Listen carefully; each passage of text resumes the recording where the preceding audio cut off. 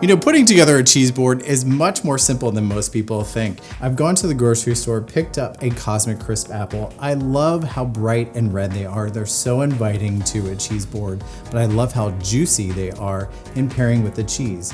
Now for the cheese, I have 3 tips. Use a soft cheese, a mild cheese, and a hard cheese. That way you know you're gonna satisfy every single guest and their taste. And then just pepper in some fresh fruit, whatever's in season, some fresh blueberries, raspberries, along with some dry roasted nuts, like I have here with almonds.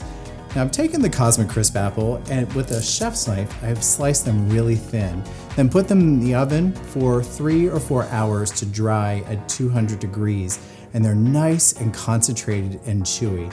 The perfect addition to this cheese board.